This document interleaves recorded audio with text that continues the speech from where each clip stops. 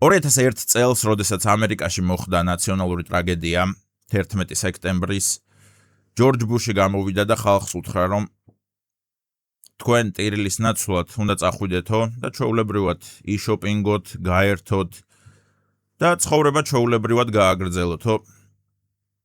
პირდაპირ ეს სიტყვები არ უთქვამს, მაგრამ ბოზების ჯინაზეო. ასე რომ ბოზების ჯინაზე ჩვენც ვაგრძელებთ გართობას, ჩვენც ვაგრძელებთ გადაცემების ჩაწერას.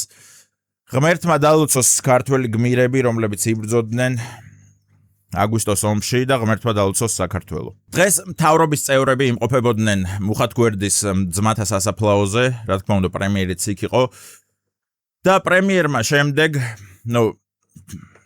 პატივის მიგების შემდეგ ინტერვიუ ჩამოართვა ფორმულას ჟურნალისტს სალომე ლაბაძეს. 27 წუთიანი. თქვენ შეიძლება გაგიკვირდეთ ახლა რომ მოიცავ მიშა ხო არ გეშლება რამეო პრემიერმა ჩამოართვა ინტერვიუ ჟურნალისტსო დიახ მეგობრებო და სანამ გადავალთ ინტერვიუს განხილვაზე მე მინდა უბრალოდ გადახოვებით გაჩვენოთ რა აი სულ არის 1 9 თუ 10 ტელევიზია და მე მინდა აი აქ მარცხენა მხარეს შავ ფორმულას მიკროფონს დააკვირდეთ აი აქ დაიწყებს უკვე შეკითხვების დასმას კიდე სალომე ლაპარაკობს კიდე სალომე ლაპარაკობს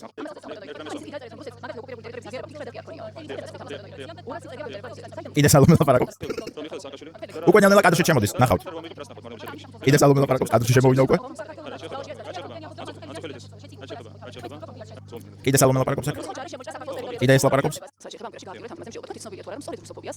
კიდე ეს ლაპარაკობს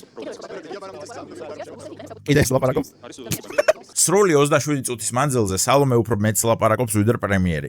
ამ ჟურნალისტისგან არ უნდა გაგუკვირდეს არაფერი, არც უტიფრობა, არც ქცევების, არც ოდნა და პატივისცემის არ გამოხატვა, რადგან ეს ის ჟურნალისტი გახლავთ, რომელიც ირანის ელჩთან მივიდა და ცოტა ბომბები მაინც გვესრულეთ, რა გთხოვთ, ცოტათი მაინც დაგბომბეთ, რომ რამენაირად გავამწვავთ სიტუაცია და მაგას რო ეხვეწებოდა, აი პირდაპირ ეთერში. რომ გთხოვთ, რა ერთი ბომბი მაინც რა გაგიხდათ.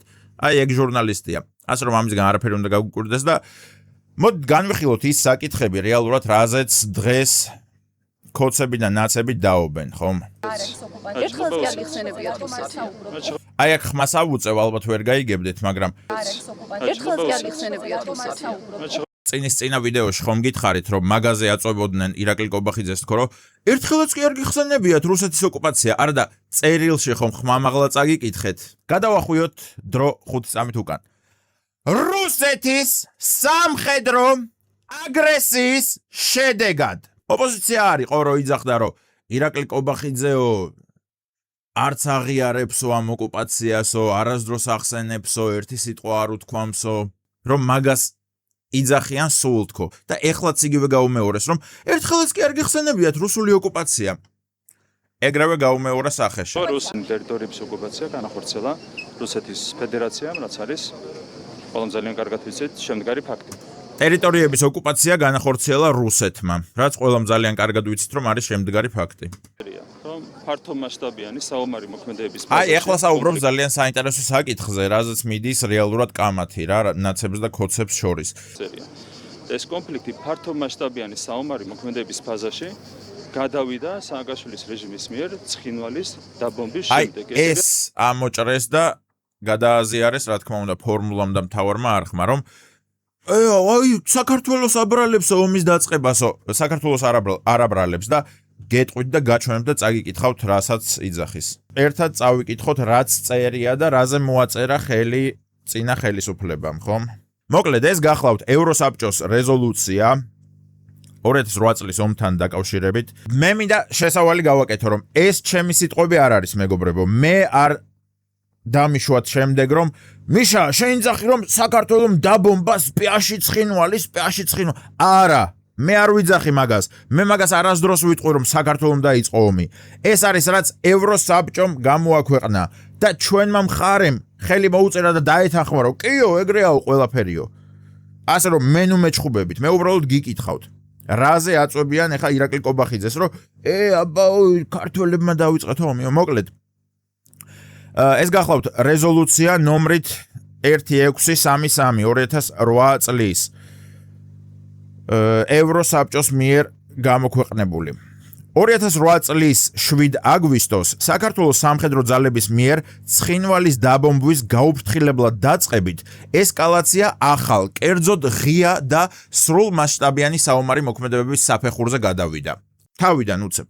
2008 წლის 7 აგვისტოს საქართველოს სამხედრო ძალების მიერ ცხინვალის დაბომბვის გაუფრთხილებლად დაწყებით ესკალაცია ახალ, კერძოდ ღია და სრულმასშტაბიანი საომარი მოქმედებების საფეხურზე გადავიდა. მძიმე артиლერიისა და კასეტური ბომბების გამოყენება, რამაც სერიოზული საფრთხე შეუქმნა სამოქალაქო მოსახლეობას, წარმოადგენდა სამხედრო ძალის არაპროპორციულ გამოყენებას საქართველოს მხრიდან. მიუხედავად იმისა, რომ აღნიშნული ხდებოდა მისი ტერიტორიის ფარგლებში და როგორც ასეთი საერთაშორისო ჰუმანიტარული სამართლისა და საქართველოს მიერ აღებული ვალდებულების დარღვევას კონფლიქტები გადაწყვიტოს მშვიდობიანი საშუალებით. ანუ საქართველოს ქონდაო საერთაშორისო ვალდებულება აღებული, რომ კონფლიქტები გადაეწყვიტა მშვიდობიანი გზით, თუმცა საქართველომ დაბომბა ცხინვალი კასეტური ბომბებით და მძიმე артиლერიითო.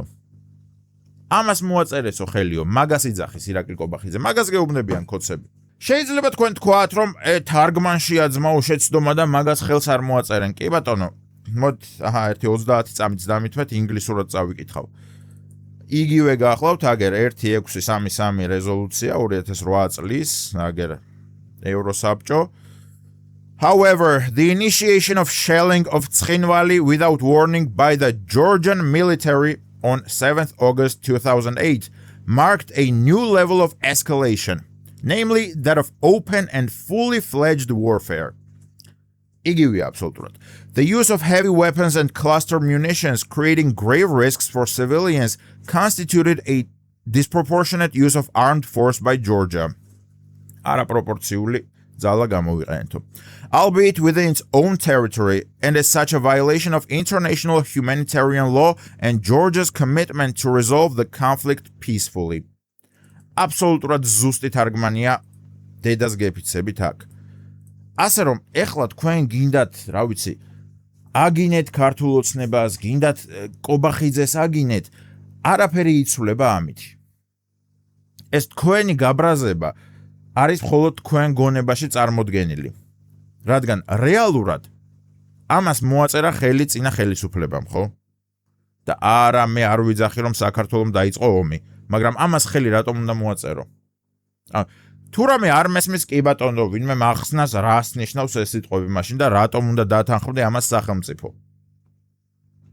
თუმცა მაგისტვის ქონდათ რა ვიცი 18 წელი რომ აგეხსნათ ეს ყველაფერი, რატომ მოვაწერეთ ამ ყველაფერს ხელი?